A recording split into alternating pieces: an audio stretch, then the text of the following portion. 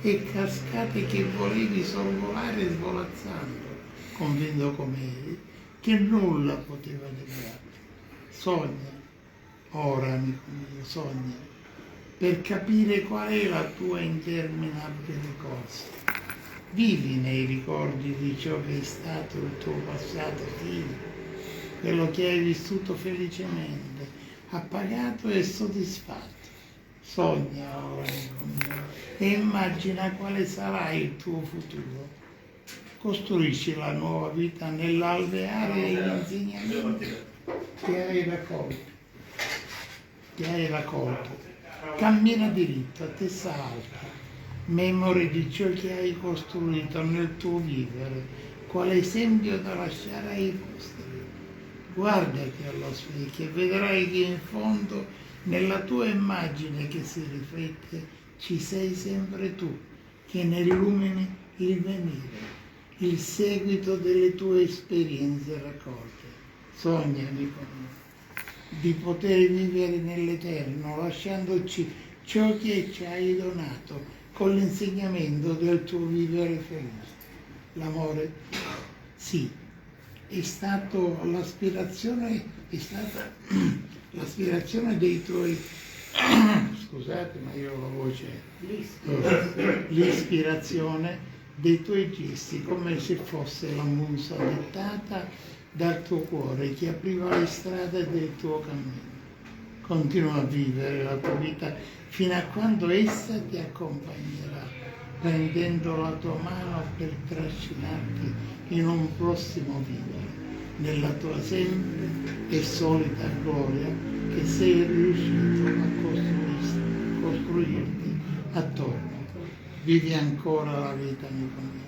Lascia che ora ti porterà nella serenità che auspichi di raggiungere fino in fondo. Continua così e vedrai che tutti ti saranno ancora attorno, felici e sereni. Vivi, amico mio, come hai vissuto la tua vita passata. Ciò che ti circonda forse è irreale. Abbi fede in te, ancora, come sempre, e vedrai che solo le tue mani toccate ti daranno la verità dell'esserci, con l'abbraccio finale alla vita. Questo era un pensiero che io ho dedicato a questa persona che è morta recentemente e che ho voluto mettere insieme quello che era l'insegnamento, perché io ero molto più ragazzo, più giovane di lui, quindi mi ha cresciuto nell'azione cattolica, mi ha dato tanti suggerimenti anche perché era circondato da preti che componevano la nostra azione cattolica locale e lui assieme agli altri gestiva questi giovani dell'azione cattolica e fu per noi maestro di vita. Ecco perché intrinsecamente ho voluto creare un ringraziamento a quello che tu sei riuscito a trasmetterci e non illudere.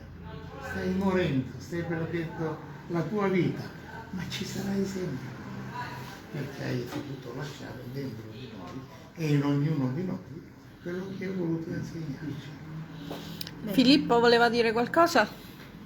No, mi piace dire intanto la mia poesia. Sì, prego. Noi, le nostre vite, così lontane, così diverse, così totalmente inconciliabili, sono una cosa sola. Io che vivo i tuoi giorni, le tue ore, i tuoi più segreti istanti, e tu che vivendo di me mi fai vivere. Bella, bella. La prossima volta porta il microfono, l'altoparlante, che ce l'ho là. Per me importa sapere No, io dicevo, alla fine. Il problema è che siamo stanchi, pare che non... io ho problemi Parlate tutti basso per questo. Ma infatti, porterò il microfono e altoparlante. Poco importa sapere se Silvia e Teresa Trattorini o se il problema della giovinezza troncata dalla morte. E poco importa sapere addirittura se la donna della casa dei Doganieri di Montale chi fosse. Non si è mai potuto capire con chiarezza, perché Montale aveva questa caratteristica: ingannava chi lo intervistava, gli faceva capire una cosa completamente diversa e lo portava volutamente all'errore, proprio un artificio, come per esempio nella casa dei Doganieri. Cos'è sta casa dei Doganieri? Si è molto parlato. Ora io ve lo faccio sentire. Tu non ricordi la casa dei Doganieri sul rialzo a strapiombo sulla scogliera, desolata t'attende dalla sera in cui entrò lo sciame dei tuoi pensieri e vi sostò i tuoi piedi. Libeccio da anni sferza le vecchie mura e il suono del tuo riso non è più lieto. La bussola va impazzita all'avventura e il calcolo dei dati più contorno. Tu non ricordi. Altro tempo frastorna la tua memoria. Un filo s'allontana. Ne tengo ancora un capo, ma s'allontana la casa e sulla cima del tetto la banderuola fumicata gira senza pietà. Ne tengo ancora un capo, ma tu resti solo, né qui respiri nell'oscurità. L'orizzonte in fuga dove si accenderà la luce della petroliera, il varco è qui. Tu non ricordi la casa di questa mia sera e io non so chi va e chi resta. La domanda è, chi è? Che cos'è questa casa dei Doganieri? È un correlato oggettivo, una casa oggettiva? Per me, per esempio, in base alla mia interpretazione, è la vita del poeta, che andava via via spegnendosi e la bussola impazzita dall'avventura era la mente, i ricordi. Alla fine tiene ancora un capo, si tiene legato ai ricordi fino ad arrivare. Mentre tu diventa io. Ecco, e perciò l'interpretazione è libera. Sì, infatti. Il lettore. Certo, ognuno gli dà la sua Se mi interpretazione. emoziona la poesia, l'interpretazione. Perché il Tornando- modo in cui tu rivolta a se stesso, anche a me capita quando scrivo tu, sono io. Tornando alla nostra silloge, Vi voglio leggere un concetto su questa sillabe che ha dato una professoressa di lettere, che è anche scrittrice, che voglio dire perché praticamente nella sua semplicità, nel suo affetto, mi piacciono le parole che ha detto. Carissima Anna Maria, i versi delle tue poesie mi sembrano tanti gradini di una scala e, ogni volta che si poggiano i piedi su uno di essi, viene da chiedersi quale sorpresa nasconda quello successivo. Sono infatti gradini aperti, non esattamente rassicuranti, eppure non cadono, anche se allarmano con qualche scricchiolio. Talvolta possono sembrare distanti, scuciti, ma poi, arrivati all'ultimo scalino, se ne coglie l'intima connessione, grazie anche alle frequenti rime. Io ci trovo i chiaroscuri della vita, la rosa dei venti dell'anima è sempre un'energia che rintuzza la tempesta e si riconquista una strada tra le onde. Questi versi, poi, hanno una musica segreta nella loro fresca nudità, limpidi e carezzevoli, sanno esorcizzare il dolore come una ninna nanna e attraversare la nighiara, perché chi va per mare sa che deve continuare a navigare. Felice navigazione con questa tua bella silloge e grazie di questo dono.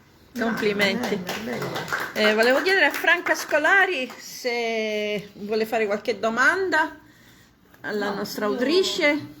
Sì, oddio, qua ciascuno di noi esprime evidentemente il proprio pensiero, no? Ognuno può essere d'accordo, non può essere d'accordo, io sono d'accordo con tante cose, però insomma ora io vorrei dire, ciascuno di noi, quando dice io, che cosa vuol dire?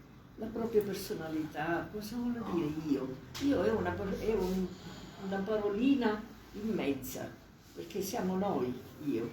Quindi io ho scritto una breve poesia proprio sull'io, su questo modo di esprimere la propria personalità, il proprio essere e quindi farsi vedere di essere al centro però della propria vita evidentemente.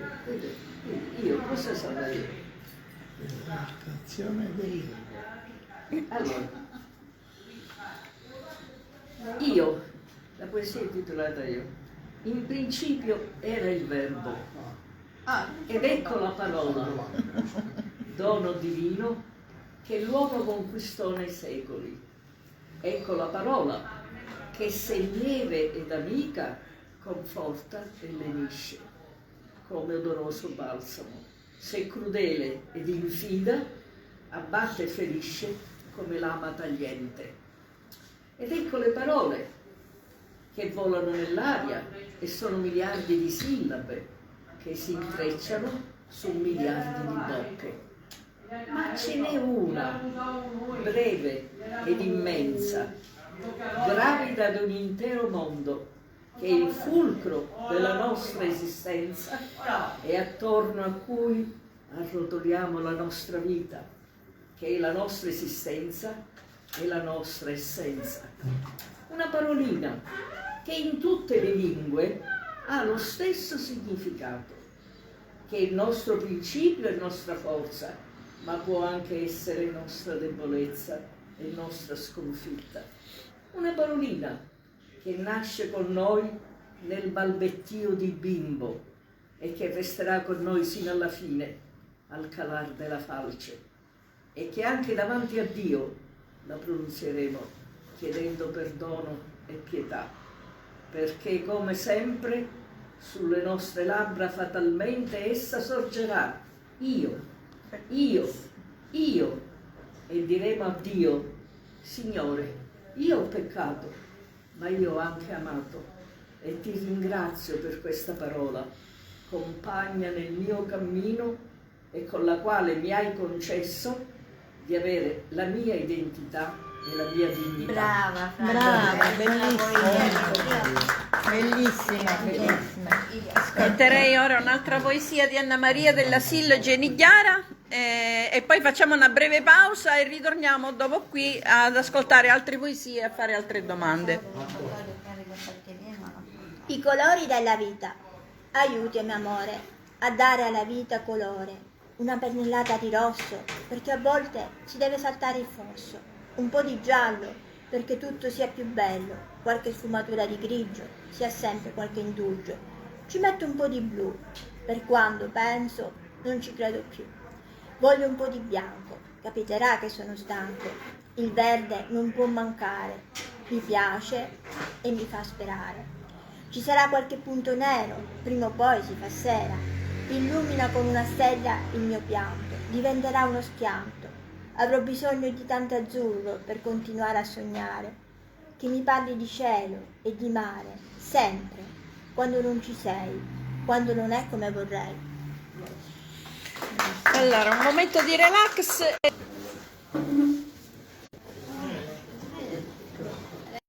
Ha letto bene. Sì, infatti.